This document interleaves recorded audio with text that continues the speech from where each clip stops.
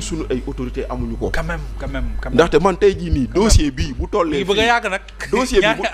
dossier bi bu tollee fii du kenn ku dul procureur Sylla bu pôle financier bu defoon lu ko war duñu toll fii. alors que yéen am na yeneen dossiers yu ñuy accéléré. loolu moo tax may la man quand on me dit on est dans le jubal jubanti dama naan xëy na c'est à géométrie variable dossier Covid ak ñu si topp yëpp lu muy rëy Médoune ça porte sur 6 milliards 9. Moustapha Diop ci la dugg kaso presque plus d'1 an Mansour Faye plus de 6 mois. ay dage El Hadj Abdou Aziz Mbaye yàlla na ko yàlla yërëm si lañ ko si doon toppee. keneen ak keneen. stressé ko bare. terewul. dossier boobu. procureur de la République toog na conférence de presse Omar. waaw. procureur général feelu ko. procureur financier di ko tàccu. amul lu ñu waxul. ndeysaan. maintenant 37 milliards ni mër. Diomaye waxut. gouvernement waxul. ak impact bi mu def. justice waxul xëy na monsieur Ndiaye ci taax yi la juddoo waaye ñun ñu jógee ci àll bi xam nañ luy courant. moom baykat la nag waaw kon nag léegi nag yow waa Fatick. waaw kon nag yow mi jógee ko. mais attendez avec ñun on défend pas. jamais képp ku laal avec bañ naa ko nee na les fonds sacrés. monsieur Ndiaye les fonds sacrés du pays ku ko laal. dañ la war a indiwaat. monsieur Ndiaye on ne vous demande pas de défendre. on vous demande de dénoncer le mutisme. bien sûr en fait. voilà c'est-à-dire que le mutisme c'est différent. vous êtes. yéen Diomaye président Diomaye ci boppam ak ñu ma àndal. 37 milliards nee na mër kenn du ko laaj. kenn du ko wax la justice. mais non. c'est loolu la laisser faire la justice son travail c'est une chose nous tous nous avons laissé faire la justice. parce que ba tey kenn demul poñe procureur Sylla ne ko du waxal ci mbir mi. ba tey kenn demul poñe benn juge ne ko waxal ci mbir mi bàyyi nañ leen ñu def seen liggéey mais luñ ci war a wax ci opinion bi dañ koy wax. c'est ça la différence. nous on ne vous demande pas de dire non la justice fait son travail. Maintenant nous sommes en droit aussi bu ñu jàppee ni le travail de la justice est lent est lent de dire que ce travail est lent. très bien. n'est-ce pas. Nous sommes en droit bu ñu jàppee ni lii nu ñu koy doxalee du noonu ñu wax ko donc regardez la différence de traitement yow octobre ba tey kenn mënu laa wax sax 37 milliards kii décembre janvier ak léegi ñu tontuwaat ko. Voilà la différence. Voilà le niveau d'exigence boo xam ne ñun fii la ñu war a jëm. parce que dañu war a xool lu baax si ñu tubaab yi. ñu jël ko. mais dëgg la. ñu roy lu baax si ñoom. par exemple par exemple. vas-y. non allez-y. kon nag léegi nag mooy loolu noonu maintenant nag fii nag. au moins am na ñett information yu ñu Thierno Alassane Sall wax. waaw bu njëkk bi bind naa ko fii newoon nañ leen mbir mi ni mu demee dañoo jàpp ni xaalis bu waroon jël ñu tabax ñu taal ay dëkk xaalis boobu la ñu fayee Sonac. et les relevés ont confirmé que c'est l'argent public qui a payé la prime d'assurance. loolu rek scandale la. En violation du code ciment. Jean-Michel alors que code ciment da la wax ni. Jean-Michel lan lay wax alors que code ciment da la wax ni assurance. bu ñu ko fayul elle n'est pas valable. ñoom dagg nañ assurance bi. sur la base de cette fausse assurance bon je l'appelle fausse sur la base de cette fausse assurance ñu fay prime bi ñu décaissé xaalis bi après moom mu jël ci xaalis boobu ñu ko joxoon mu war ko dem taal ay village dem soog a fay assurance bi parce que relevé bancaire yi wane na ni am na virement bu jógee compte AOPAO dem ci compte Sonac te pourtant ñun wax nañ ko fi Thierno Alassane Sall wax na ko loolu rek waroon na tax marché bi mu yem fi Sayer Niang bind na boo liiree livre bi di nga gis les correspondances entre Sayer Niang et le DG de la Sonac. De la Sonac, oui. Sayer Niang di ko naan sëñ bi je vous demande une chose vous avez émis les nu mu tuddati vous avez émis les primes les assurances je vous demande quand est-ce que les primes ont été payées xoola waa ji di layam nii directeur Sonac bi. ba Sayer Niang jox ko ultimatum ne ko je vous demande de répondre sous 48 heures taxul mu tontu ko et tout ça c'est dans le livre maintenant kon nag déjà loolu rek Thierno Alassane Sall ci liggéeyam won nañu preuve bi ni xoose dafa jël suñu xaalis pour fay pour daggal ñu assurance alors que moom ci xaalisam la waroon jël dagg assurance balaa ñu koy jox marché xoose nag gunu yab la quoi. non xoose yabuñu ñu fi indi xoose ñooñu yab ak ñu koy jàppal tànk loolu mooy benn bi beneen bi nga xam ne non beneen bi nga xam ne traçabilité bii liggéey bii Thierno Alassane Sall def wane na ko moo di ni xaalis bi jëluñu ko pour jënd matériel au moins leer na di tout alors que Jean-Michel moo woote conférence de presse fii le premier nee ñu xaalis bi jënd nañ ci nangam war na jënd nangam rek nangam. À aucun moment l'argent n'a servi à du matériel d'électrification. À aucun moment l'argent n'a servi à du matériel d'électrification rurale. mais bu gën a dee du loolu. mooy Mohamed xoose balaa ñu kaa viréel xaalis yaa ko ëppoon xaalis.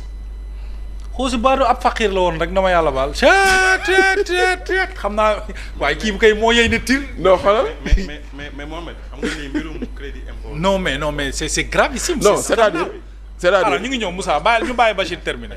oui allez. c'est-à-dire relever compte xoose bi balaa 37 milliards yi. dara newu fa woon. dara newu fa woon. waaye xoose kay moo yey. motul 4 millions. moo yey waaye xoose moo yey. motul 4 millions xaw ma motul 14 millions xaw ma. non motul 14 millions. léegi nag xoolal ko biireel da koy mbuxum. léegi nag leneen loolu mooy benn bi. dañuy tànn ay nit ñoo xam dañuy mbuxumante. xoolal loolay benn bi. maanaam mbuxum parce que yooyu ñooñu nga ko mën a defal. maanaam dara nekkul woon ci compte bi. muy benn 36 millions yi xaw ma 37 milliards yi ba ñu duggee si ñetti fan tas na ko fépp. maa la ko wax. ah xoose yow kay. si ñetti fan tas nañ ko yëpp. kay yow kay. loolu moo taxoon boo seetloo Banque Santander mu doon bind ministre des finances naan ko ñu ngi laaj waa AOPAO Espagne fan la xaalis bi jëm te tontuwuñu kon tontuwu leen ñu leeral leen ñun on suspend le marché. très bien. kon nag ñu boole la si beneen xam nga lu ñuy wax rek booy gëstu si benn mbir après ngay gis ndekete Baba Diallo balaa mu fee jógee bindoon na DODP. Baba Diallo mooy ancien directeur ASER.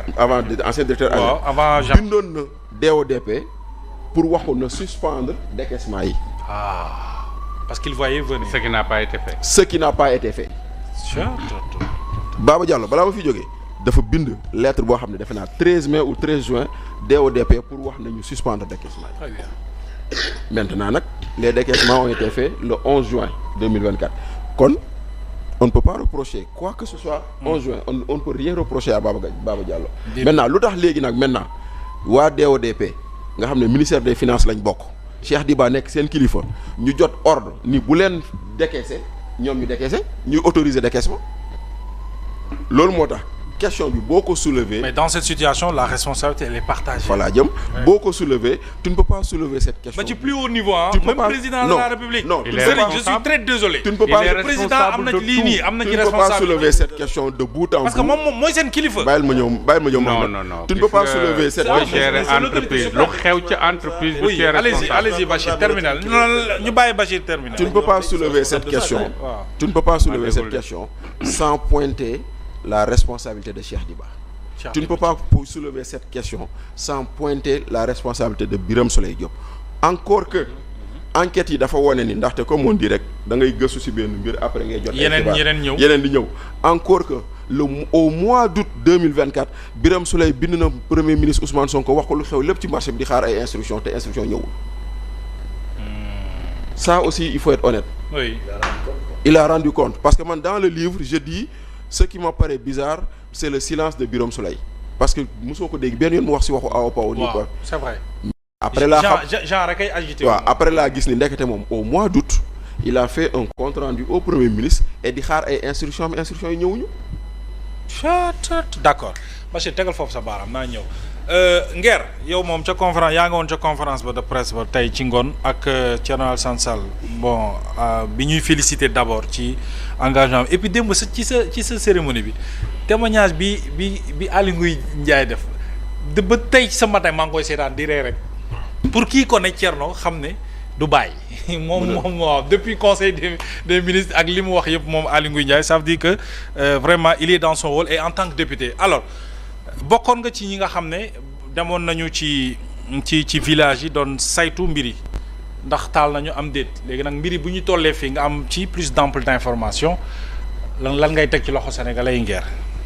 waaw maa ngi leen di nuyu di jéggalu ci tardement bi sax ndax maa ngi woon ci Thierno. ci farata gi waaw. di nuyu grand Omar ak Basir di nuyu Moussa Niang ak Tons. Medoune. kii moom maa ngi doog a bokk ak moom plateau. Serigne Ndiaye.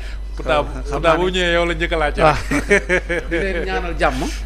di wax ne di gërëm mbokk sénégalais yëpp nag di leen ñaanal jàmm yàlla def ko ci réew mi. di masaw secteur privé bi ndax gis naa keroog ñu ngi def conférence de presse di wax ci kaw Khadim Ba. ah oui. muy loo xam ne c'est scandaleux.